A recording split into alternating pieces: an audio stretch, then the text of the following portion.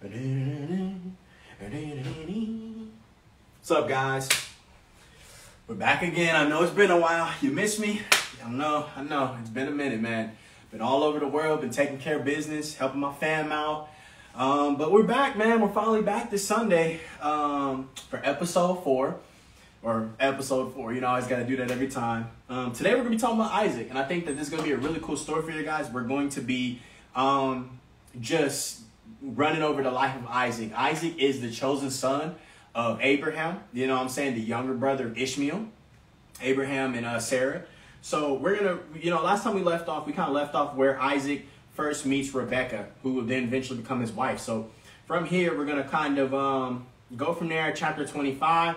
So go ahead and open your Bibles up. Again, this is the KJV version, and we're going to be just running this for the KJV version, chapter 25, verse 1. So, you know what I'm saying? This is Genesis chapter 25, verse 1, for everybody who wants to follow along. So get your Bibles or go online and get your online Bible, whatever you want.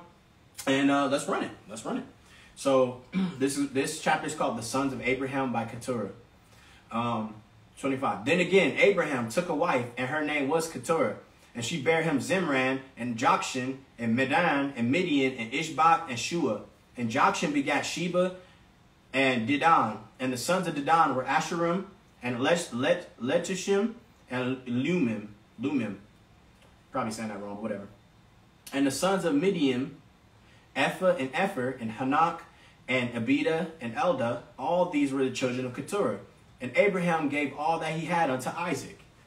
So basically, you know, with that being said, even though Abraham still had a lot of different children, and Abraham also was known to take care of all his children, Ishmael and everybody, he still understood that God kind of brought him something special with Isaac. So even though he gave and he made sure that the rest of his children were good, and he didn't really make sure they were going hungry, at least by this book, he made sure that Isaac was his exalted son. Isaac was the son that he looked at the maximum and the most, and he gave the most to.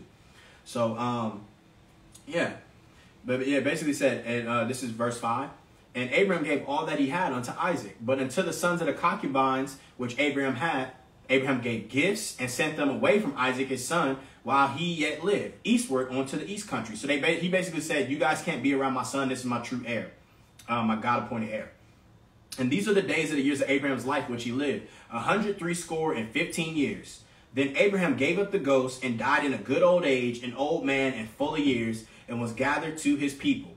And his son Isaac and Ishmael buried him in the cave of Machpelah in the field of Ephron, the son of Zohar the Hittite, which is before Mamre.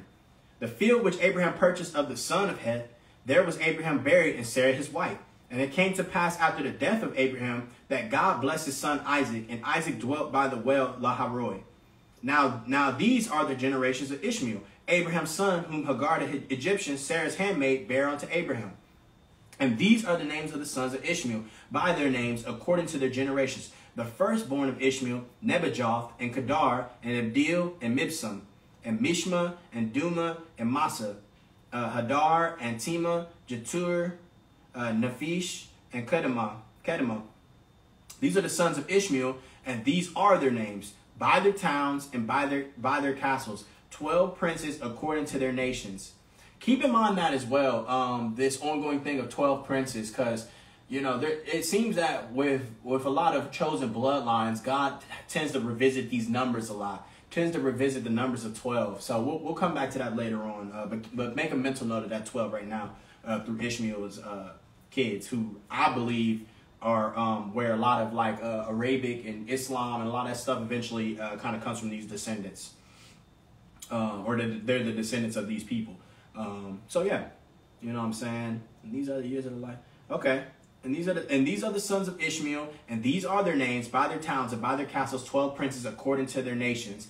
And these are the years of the life of Ishmael, 137 years. And he gave up the ghost and died, and was gathered unto his people. And they dwelt from Havilah unto Shur, that is before Egypt, as thou goest towards Assyria. And he died in the presence of all his brethren. Now this is Rebecca gives birth to Esau and Jacob. Really big, they kind of skipped a little bit around Isaac, because this is just a really important thing. Oh, I guess technically it's supposed to be the story of Isaac, but I guess more or less we about to skip more into Esau and Jacob. I kind of forgot it goes straight from Isaac to Esau and Jacob. I didn't really talk too much about Isaac. But, okay, cool. Well, this is going to be the start of Esau and Jacob's tale as well. So here we go. I think that this is a very, very important part of the Bible as well. So this is going to be Genesis chapter 25, verse 19. And these are the generations of Isaac, Abraham's son. Abraham begat Isaac, and Isaac was 40 years old when he took Rebekah to wife, the daughter of Bethuel, the Syrian of Padan Aram, the sister to Laban the Syrian. And Isaac entreated the Lord for his wife, because she was barren, and the Lord was entreated of him, and Rebekah his wife conceived. And the children struggled together within her, and said, If it be so, why am I thus? And she went to inquire of the Lord. And the Lord said unto her, 2 nations are in thy womb, and 2 men or people shall be separated from thy bowels. And the one people shall be stronger than the other people, and the elder shall serve the younger. Man, I just got a tickle in my throat. Drink your water. These allergies be kicking my butt. Man. So essentially, Esau is the older, Jacob is the younger. So according to God and what God says, Esau is the older brother. So it's saying that Esau is going to be who serves Jacob. So in my opinion, I think that Esau is where a lot of you know, the Romans, the Greek, a lot of those kind of like races of people kind of come from. And then Jacob is where like the Israelites, and honestly, I firmly believe a lot of the real Israelites were black. So, because it just doesn't add up. But yeah, I believe the real Israelites were black. So I believe that they did come from Jacob. And Jacob was the beginning of that line of what led to the real Israelites. So, yeah. And the children struggled together with her, and she said, oh wait, they treated his wife because she was married. Oh, okay. Okay, so we're at verse 21. And Isaac entreated the Lord for his wife because she was barren, and the Lord was entreated of him, and Rebekah his wife conceived. And the children struggled together within her, and she said, If it be so, why am I thus? And she went to inquire of the Lord. And the Lord said unto her, 2 nations are in thy womb, and 2 men or people shall be separated from thy bowels, and the one people shall be stronger than the other people, and the elder shall serve the younger. And when her days to be delivered were fulfilled, behold, there were twins in her womb. And the first came out red, all over like a hairy garment, and they called his name Esau. And after that came his brother out. And his hand took hold on Esau's heel, and his name was called Jacob. And Isaac was 80 years old when she bare them.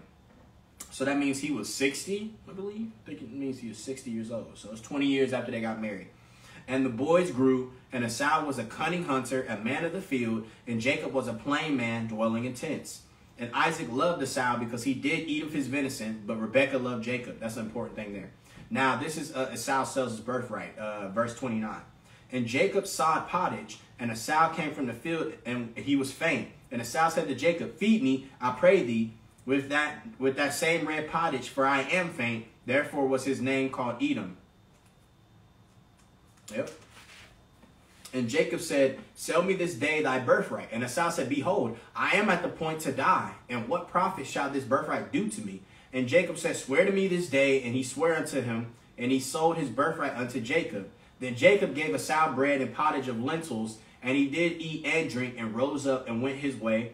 Thus Esau despised his birthright. So right here, you get a kind of a picture of who these people are, who these people were in this time.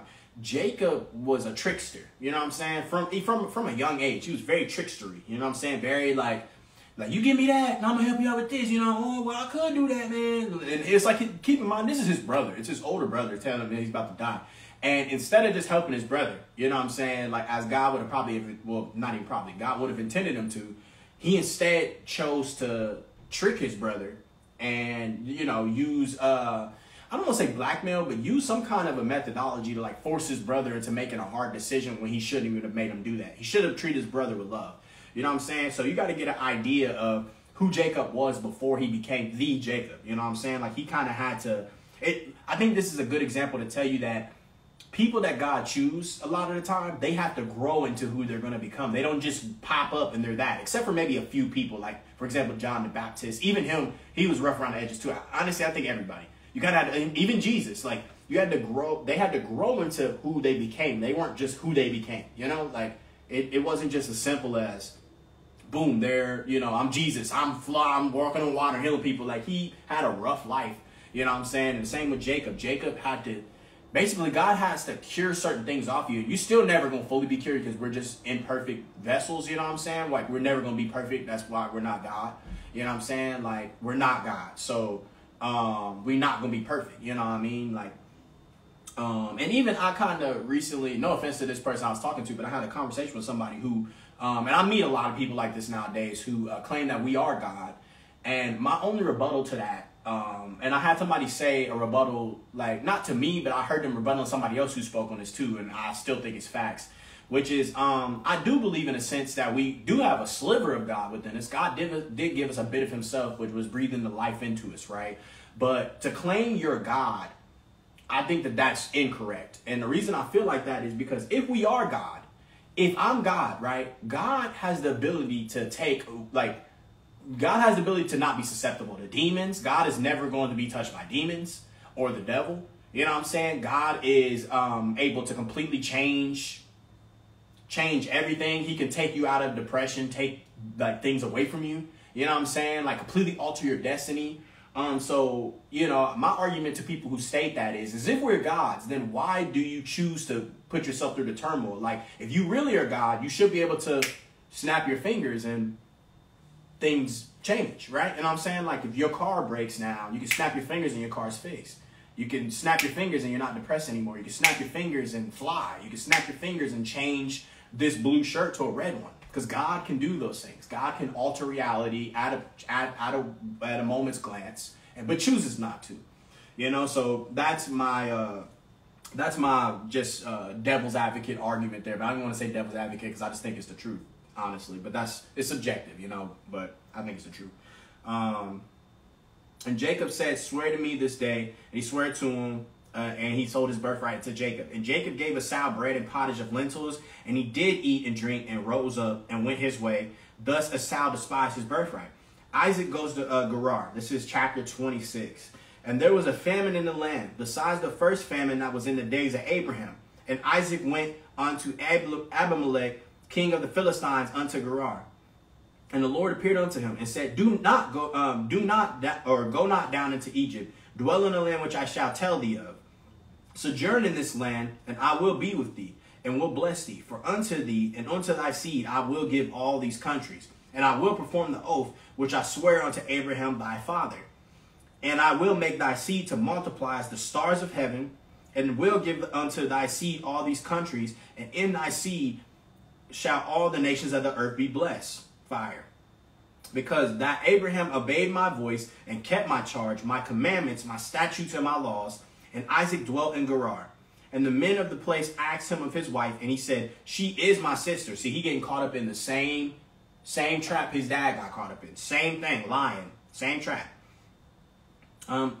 She is my sister, for he feared to say, "She is my wife." Lest, said he, the men of the place should kill me for Rebekah, because she was fair to look upon. And it came to pass, when he had been there a long time, that Abimelech, king of the Philistines, looked out at a window and saw, and behold, Isaac was sporting with Rebekah his wife. And Abimelech called Isaac and said, "Behold, of a surety she is thy wife. And how saidest thou, she is my sister?" And Isaac said unto him, "Because I said, lest I die for her." And Abimelech said, "What is this thou hast done unto us? One of the people might lightly have lain with thy wife, and thou shouldest have brought guiltiness upon us." And Abimelech charged all his people, saying, "He that touches this man or his wife shall surely be put to death." So real quick, you know, that fear of God was up in that man, Abimelech. He said, whoa, whoa, whoa, whoa, whoa, whoa, whoa, whoa. Get up out of here with that. No. You ain't about to bring God's wrath on me, bro. He ain't about to bring that. Yeah, so now Isaac grows rich. Then Isaac sowed in that land and received in the same year 100-fold, and the Lord blessed him. And the man waxed great and went forward and grew until he became very great. For he had possession of flocks and possession of herds and great store of servants, and the Philistines envied him. For all the wells which his father's servants had digged in the days of Abraham his father, the Philistines had stopped them and filled them with earth. So they were salty at this man. They were so salty. They said, "All these wells that your dad did, we're going to jack them up because we don't really mess with you like that. We're envious and jealous of you." That's that God power, man. When God be blessing you, people get salty about it. You know what I'm saying? This is verse 15. For all the wells which his father's servants had digged in the days of Abraham his father, the Philistines had stopped them and filled them with earth. And Abimelech said unto Isaac, Go from us, for thou art much mightier than we. And Isaac departed thence and pitched his tent in the valley of Gerar and dwelt there. And Isaac digged again the wells of water, which they had digged in the days of Abraham his father, for the Philistines had stopped them after the death of Abraham. And he called their names after the names by which his father had called them. And Isaac's servants digged in the valley and found there a well of springing water. And the herdmen of Gerar did strive with Isaac's herdmen, saying, The water is ours. And he called the name of the well Esek, because they strove with him. And they digged another well and strove for that also. And he called the name of it Sitnah. And he removed from thence and digged another well. And for that they strove not. And he called the name for it Rehoboth. And he said, For now the Lord hath made room for us, and we shall be fruitful in the land. This is verse 23, chapter 26, verse 23, Genesis. And he went up from thence to Beersheba, and the Lord appeared unto him the same night, and said, I am the God of Abraham thy father. Fear not, for I am with thee, and I will bless thee, and multiply thy seed for my servant Abraham's sake. And he builded an altar there, and called upon the name of the Lord, and pitched his tent there, and there Isaac's servants digged a well. Then Abimelech went to him from Gerar, and Ahuzzath, one of his friends, and Pichol, the chief captain of his army. And Isaac said unto them, Wherefore come ye to me, seeing ye hate me, and have sent me away from you? And they said, We saw certainly that the Lord was with thee, and we said, Let there be now an oath betwixt us, even betwixt us and thee, and let us make a covenant with thee, that thou wilt do us no hurt, as we have not touched thee, and as we have done unto thee nothing but good, and have sent thee away in peace. Thou art now the blessed of the Lord. And he made them a feast, and they did eat and drink. And they rose up betimes in the morning, and swear one to another. And Isaac sent them away, and they departed from him in peace. And it came to pass the same day that Isaac's servants came and told him concerning the well which they had digged, and said unto him, We have found water. And he called it Sheba. Therefore the name of the city is Beersheba unto this day. Esau's wives. And Esau was 40 years old when he took to wife Judith, the daughter of Beeri the Hittite, and Bashemath, the daughter of Elon the Hittite, which were a grief of mine unto Isaac and Rebekah. So they was really like freaking out because he married these Hittites, and they like, yo, that's not, that's like against what we told God was going to be moving or doing. Right? So this is chapter 27. Isaac sends Esau for venison. And it came to pass, that when Isaac was old and his eyes were dim, so that he could not see, he called Esau his eldest son and said unto him, My son. And he said unto him, Behold, here I am. And he said, Behold, now I am old, I know not the day of my death. Now therefore, now as I keep saying this part, this whole story is very, very important. This is again highlighting both Jacob and Esau's characters. So pay attention to chapter 27. Yeah, and behold, here I am. And he said, Behold, now I am old, and I know not the day of my death. Now therefore take, I pray thee, thy weapons, thy quiver and thy bow, and go out to the field, and take me some venison, and make me savory meat, such as I love, and bring it to me, that I may eat, that my soul may bless thee before I die. And Rebekah heard when Isaac spake to Esau his son, and Esau went to the field to hunt for venison, and to bring it. This is where Rebekah loved her son, loved Jacob more. She was like aspiring with Jacob, like, hey, we're gonna steal your father's blessing for you instead of for Esau. And Rebekah spake unto Jacob her son, saying, Behold, I heard thy father speak unto Esau thy brother, saying, Bring me venison, and make me savory meat, that I may eat, and bless thee before the Lord before my death. Now therefore, my son, obey my voice according to that which I command thee. Go now to the flock, and fetch me from thence 2 good kids of the goats, and I will make them savory meat for thy father, such as he loveth. And thou shalt bring it to thy father, that he may eat, and that he may bless thee before his death. And Jacob said to Rebekah his mother, Behold, Esau my brother is a hairy man, and I am a smooth man. My father's peradventure will fill me, and I shall seem to him as a deceiver, and I shall bring a curse upon me, and not a blessing. And his mother said unto him, Upon me be thy curse, my son. Only obey my voice, and go fetch me them. And he went and fetched and brought them to his mother. And his mother made savory meat, such as his father loved. And Rebekah took goodly raiment of her eldest son Esau, which were with her in the house, and put them upon Jacob her younger son. And she put the skins of the kids of the goats upon his hands, and upon the smooth of his neck. And she gave the savory meat and the bread which she had prepared into the hands of her son Jacob. And he came unto his father and said, My father. And he said, Here I am. Who art thou, my son? And Jacob said unto his father, I am Esau, thy firstborn. I have done according as thou badest me. Arise, I pray thee, sit and eat of my venison, that thy soul may bless me. So already right here we go, Jacob on that trickster stuff again, right? Trying to trick his dad. Stay with the trickster stuff. His character's shown through here. Or at least, you know, the character he had to evolve and grow from. Bless me. And Isaac said unto his son, How is it that thou hast found it so quickly, my son? And he said, Because the Lord thy God brought it to me. And Isaac said unto Jacob, Come near, I pray thee, that I may feel thee, my son, whether thou be my very son Esau or not. And Jacob went near unto Isaac his father, and he felt him. And he said, The voice is Jacob's voice, but the hands are the hands of Esau. And he discerned them not, because his hands were hairy, as his brother Esau's hands, so he blessed him. And he said, Art thou my very son Esau? And he said, I am. And he said, Bring it near to me, and I will eat up my son's venison, that my soul may bless thee. And he brought it near to him, and he did eat. And he brought him wine, and he drank. And his father Isaac said unto him, Come near now, and kiss me, my son. And he came near and kissed him, and he smelled the smell of his raiment, and blessed him, and said, See, the smell of my son is as the smell of a field which the Lord hath blessed. Therefore God give thee of the dew of the heaven, and the fatness of the earth, and plenty of corn and wine. So right there, he just kind of came in with the clever stuff and definitely stole his blessing from his older brother, man. You know what I'm saying? This man's crazy trickster. All right, let people serve thee, and nations bow down to thee. Be Lord over thy brethren, and let thy mother's sons bow down to thee. Cursed be everyone that curseth thee, and blessed be he that blesseth thee. So now this is Esau brings venison to his father.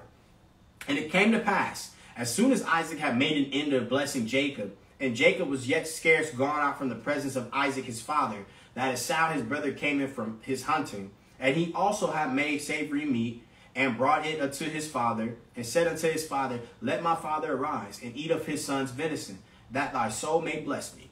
And Isaac his father said unto him, Who art thou? And he said, I am thy son, thy firstborn Esau. And Isaac trembled very exceedingly, and said, Who? Where is he that hath taken venison, and brought it me? And I have eaten of all before thou camest, and have blessed him. Yea, and he shall be blessed. So he basically is like, too late? You know, he's like, hot, too late. You know what I'm saying? Like, even that line to me, that last little line cracks me up, where he said, yeah, he shall be blessed. He basically like, bro, you snooze, you lose. You messed up. You got tricked, man. Like, he tricked me and stole the blessing. That's it. No other blessing. You know what I'm saying? Like, he's like, yep, and he gonna be blessed. That's how I look at it. He's like, yeah, you know, he came and gave me this food, and he gonna be blessed. You know what I'm saying? Like, I think that's funny. This is chapter 27, verse 34. And when Esau heard the words of his father, he cried with a great and exceeding bitter cry, and said unto his father, Bless me, even me also, O my father. And he said, Thy brother came with subtlety, and have taken away thy blessing. And he said, Is not he rightly named Jacob? For he hath supplanted me these 2 times. He took away my birthright, and behold, now he hath taken away my blessing. And he said, Hast thou not reserved a blessing for me? So he basically, and I came to find this out from my pastor, that the name Jacob actually means something along the lines of like a trickster, somebody who's like steals or is like tricking people or something like that. So I'm like, that's crazy how people's names had direct meaning to like what their names had meaning to what they were, basically who they were and what the purpose they served and how they grew up from. You know what I'm saying? Which makes sense. Let me see, reserve that blessing. Where's that? Okay, now we're at verse 37. And Isaac answered and said unto Esau, Behold, I have made him thy lord, and all his brethren have I given to him for servants, and with corn and wine have I sustained him. And what shall I do now unto thee, my son? And Esau said unto his father, Hast thou but one blessing, my father? Bless me, even me also, O my father. And Esau lifted up his voice and wept. And Isaac, his father, answered and said unto him, Behold, thy dwelling shall be the fatness of the earth, and of the dew of heaven from above. And by thy sword shalt thou live, and shalt serve thy brother. And it shall come to pass, when thou shalt have the dominion, that thou shalt break his yoke from off thy neck. Which, honestly, all that came to pass. That's the wildest thing. All that literally came to pass. Like, Esau threatens to kill Jacob. You know what I'm saying? He gets mad. 41. And Esau hated Jacob because of the blessings wherewith his father blessed him. And Esau said to his heart, the days of mourning for my father are at hand. Then will I slay my brother Jacob. And these words of Esau, her elder son, were told to Rebekah. And she sent and called Jacob her younger son, and said unto him, behold, thy brother Esau, as touching thee, doth comfort himself with present to kill thee. 43. Now therefore, my son, obey my voice, and arise, flee thou to Laban, my brother, to Haran, and tarry with him a few days, until thy brother's fury turn away. Until thy brother's anger turn away from thee, and he forget that which thou hast done to him, then I will send and fetch thee from thence. Why should I be deprived also of you both in one day? And Rebekah said to Isaac, I am weary of my life because of the daughters of Heth. If Jacob take a wife of the daughters of Heth, such as these which are the daughters of the land, what good shall my life do to me? So Rebekah's like, bro, do not date these people. Like, go get somebody that's from our people. Like, which makes sense. This is chapter 28. Isaac blesses Jacob and sends him to Paddan Aram. And Isaac called Jacob and blessed him and charged him and said unto him, thou shalt not take a wife of the daughters of Canaan. Arise, go to Paddan Aram, to the house of Bethuel, thy mother's father, and take thee a wife from thence of the daughters of Laban, thy mother's brother. And God Almighty bless thee, and make thee fruitful, and multiply thee, that thou mayest be a multitude of people, and give thee the blessing of Abraham to thee, and to thy seed with thee, that thou mayest inherit the land wherein thou art a stranger, which God gave unto Abraham. And Isaac sent away Jacob, and he went to Paddan Aram unto Laban, son of Bethuel the Syrian, the brother of Rebekah, Jacob and Esau's mother. Esau marries Mahalath, daughter of Ishmael. When Esau saw that Isaac had blessed Jacob and sent him away to Paddan Aram to take him a wife from thence, and that as he blessed him, he gave him a charge, saying, thou shalt not take a wife of the daughters of Canaan, and that Jacob obeyed his father and his mother, and was gone to Paddan Aram. And Esau, seeing that the daughters of Canaan pleased not Isaac his father, then went Esau unto Ishmael, and took unto the wives which he had Mahalath, the daughter of Ishmael, Abraham's son, the sister of Nebajoth, to be his wife. So he basically was like, man, let me not do nothing that's going to make my dad more mad at me. But even him, he kind of messed up, because even Ishmael's bloodline was kind of like an offshoot, where Ishmael came from Hagar the Egyptian. So God kind of already warned, like we're going to make sure he cool, because the bloodline still comes from Abraham. But like, that's why Isaac was chosen over Ishmael, because it was him having a kid with an Egyptian. So that was God basically making it clear, like, no, like, we're going to make sure he's cool, because he still has your blood to him, right? So we're going to make sure he's cool. But the Egyptian aspect of it, like, we're not sanctioning that. So that's why Isaac was chosen, because the bloodline of the two of them both was still the sacred bloodline that led back to Adam and Eve. So because of that, that's why Isaac was chosen, even though he was the second son and wasn't the oldest, as usually is tradition, right? So, you know what I'm saying? And that's why they keep making such a big deal, like, don't marry the daughters of Heth, don't marry Canaanite. So he basically thought he would be pleasing his dad by going to Ishmael and taking a wife from Ishmael's, I think, daughters? From Ishmael's daughters. Ishmael's daughters. But in reality, it still was kind of like he was slightly still dealing with like some people who was not quite the right thing. But it's slightly better. I think it was a step up than dealing with the Canaanites. But anyways, this is Jacob's vision of a ladder. And Jacob went out from Beersheba and went towards Haran. And he lighted upon a certain place and tarried there all night, because the sun was set. And he took up the stones of that place and put them for his pillows, and lay down in that place to sleep. Can you imagine that? You imagine that? Like, you just outside and you like, fuck it.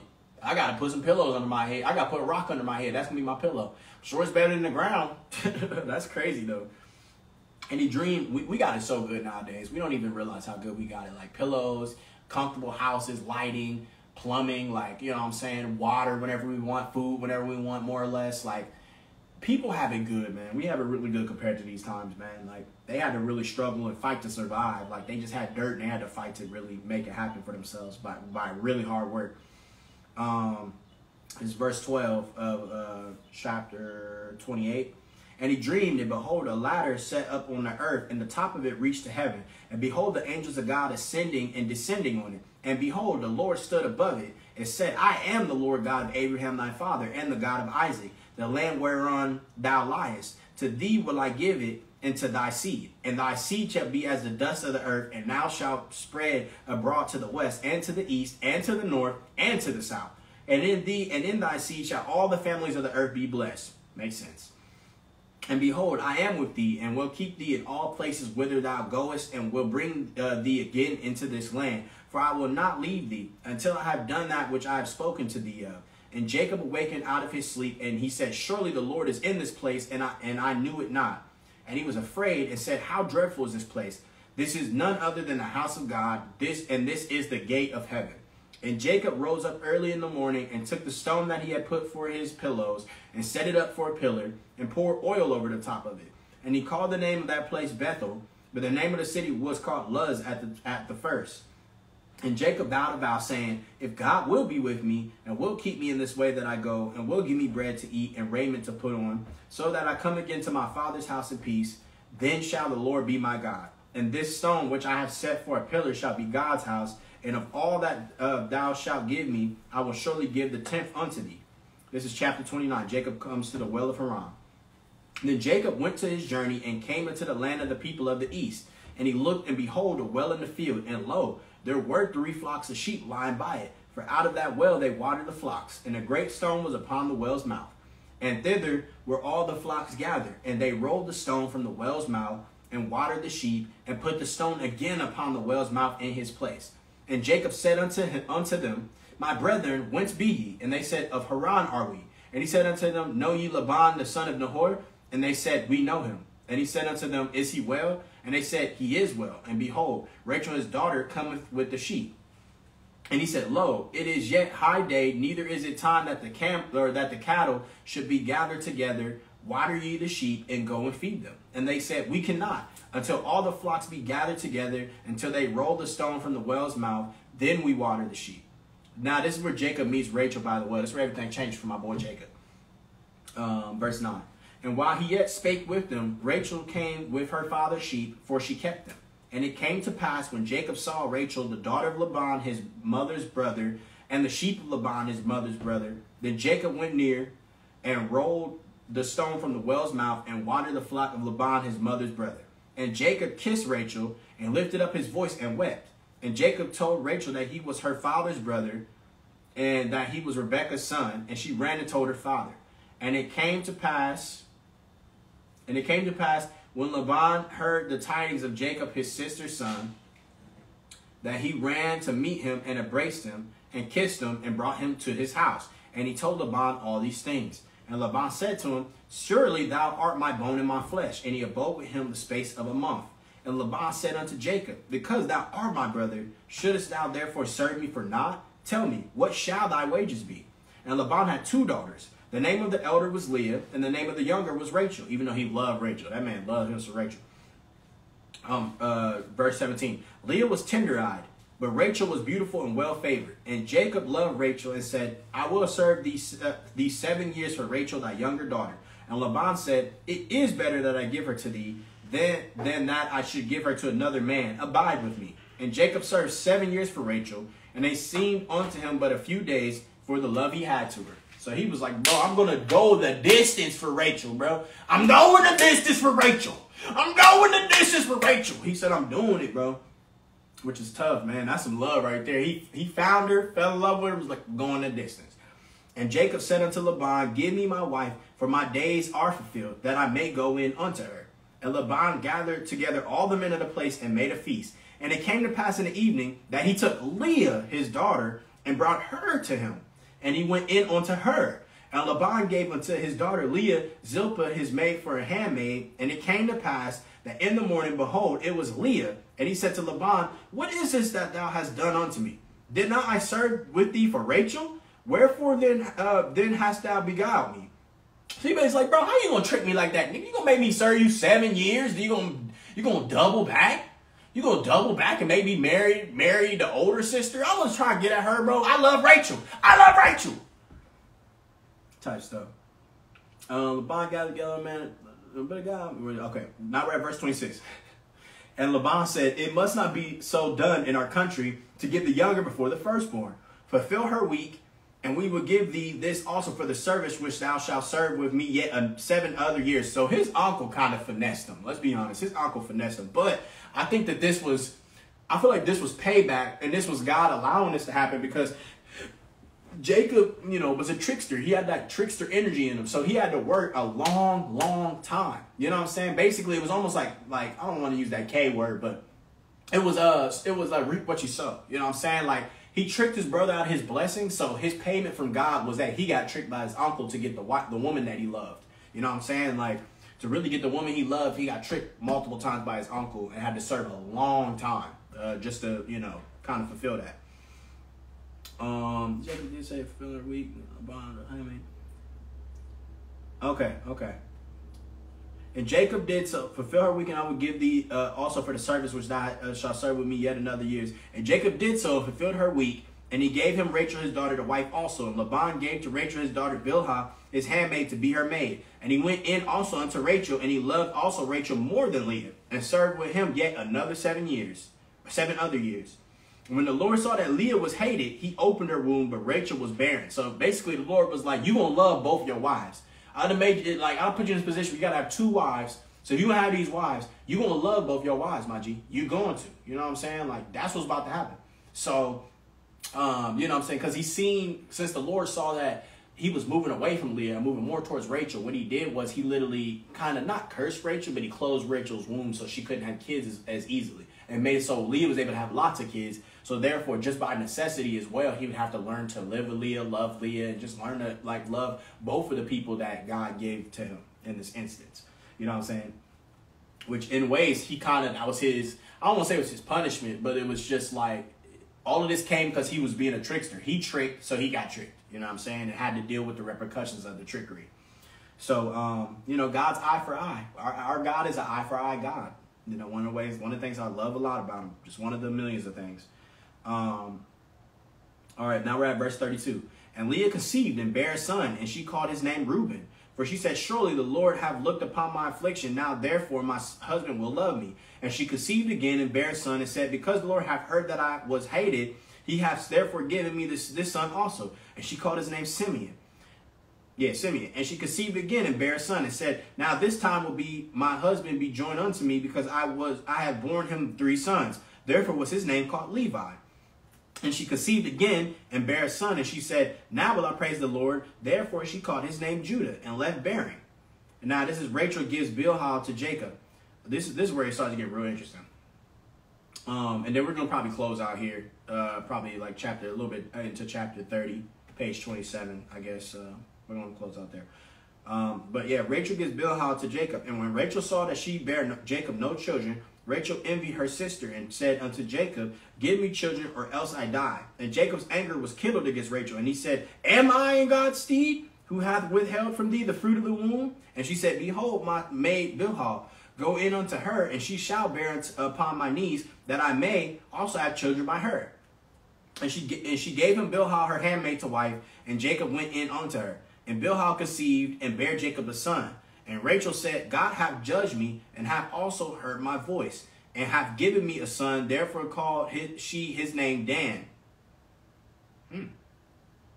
Called his name Dan. And Bilhah, Rachel's maid, conceived again, and bare Jacob a second son. And Rachel said, with great wrestlings have I wrestled with my sister, and I have prevailed. And she called his name Naphtali.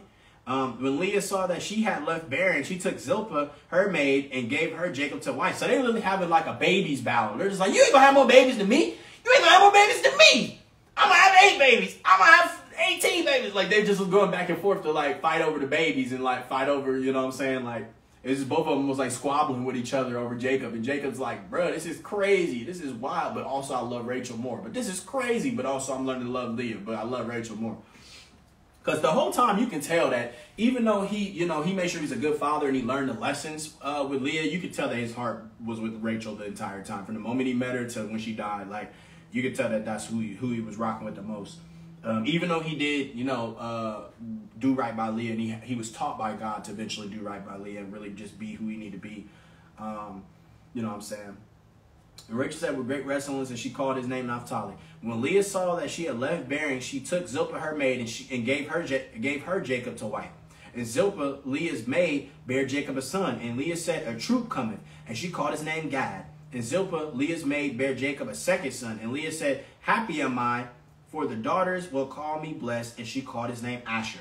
So, actually, I think this is going to be a good point, because now it's starting to kind of move into a little bit of speaking about the sons of Jacob. You know what I'm saying? So I think that'd be a great leeway for part 5. You know what I'm saying? So thank you guys, as always, for, coming in and staying tuned for the new episodes, and you know what I'm saying, just, learn about the Bible with me, and me trying to just break it down to the best of my understanding. This isn't me, again, claiming that it's the end all be all. This is just how God is breaking it down for me to see it.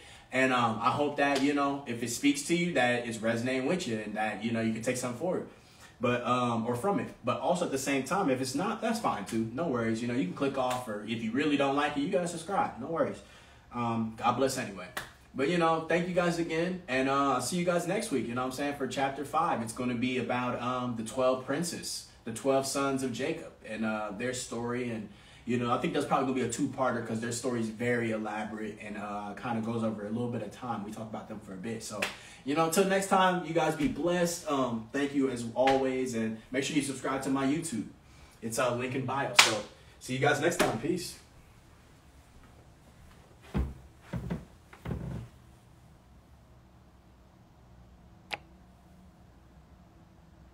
Actually, before I end this, let me see everybody who done that.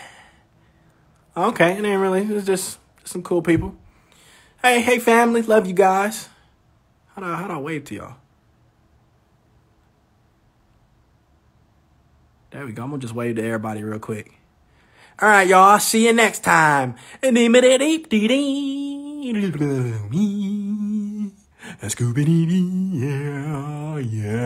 yeah.